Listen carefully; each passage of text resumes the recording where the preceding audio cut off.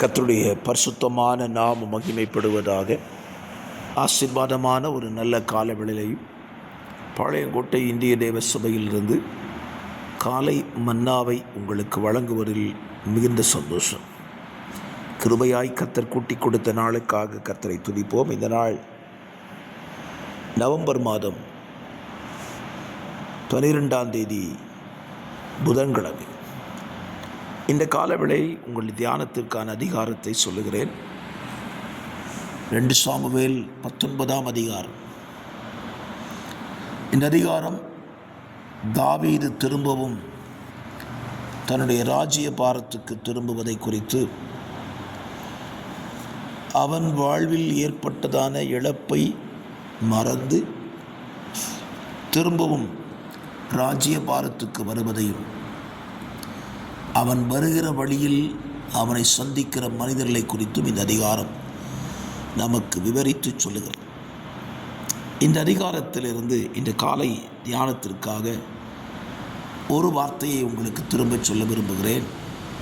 ராஜாவை திரும்ப பெற்றுக்கொள்வோம்.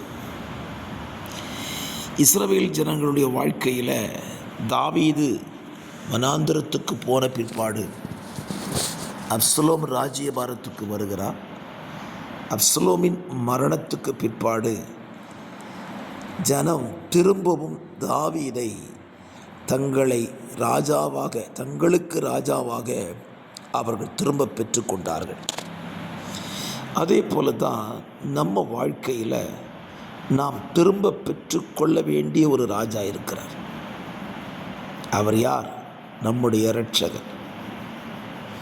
பல நேரத்தில் நாம் அவரை புறந்தள்ளிட்டு நமக்கு தேவையானவர்களை நமக்கு வைத்து கொண்டிருப்போம். இந்த காலத்திலே கர்த்தர் சொல்லுகிறார், உன்னை ஆளுகை செய்ய வேண்டியது நான் மாத்திரம்தான். உன்னுடைய தேவைகளுக்காக நீ என்னை மாற்றிக்கொள்ளாதே. இஸ்ரவேல் ஜனங்கள் அப்சலோமின் பக்கம் போனதினால் தாவீதை புறக்கணித்தார்கள். ஆனால் நிரந்தர ராஜா என்பது தாவீது தான் என்பது அவருக்கு பின்னாட்களில் புரிந்தது. அதே போல நம்மை நிரந்தரமாய் ஆளுகை செய்யக்கூடியவர் நம்முடைய இரட்சகர் மாத்திரம்தான். உங்கள் வாழ்க்கையில் ஒருவேளை இயேசுவை நீங்கள் விட்டுட்டு வேறு வழியில் திரும்பி இருந்தீங்கன்னா, இன்றைக்கு அந்த இயேசு ராஜாவை உங்கள் பக்கமாக திருப்பிக் கொள்ளுங்கள். அவர் மாத்திரமே உங்களையும் என்னையும் ஆளுகை செய்ய வேண்டும் என்பதிலே உறுதியாக இருங்கள். தாவீது தான் இஸ்ரவேல் ஜனத்தை ஆள வேண்டும் என்பதிலே ஜனங்கள் அறிந்து கொண்டதினாலே திரும்ப தாவீதை பெற்றுக்கொண்டார்கள். உங்கள் வாழ்க்கையிலையும் அப்படிப்பட்ட தேவனை திரும்ப பெற்றுக்கொள்ளுங்கள்.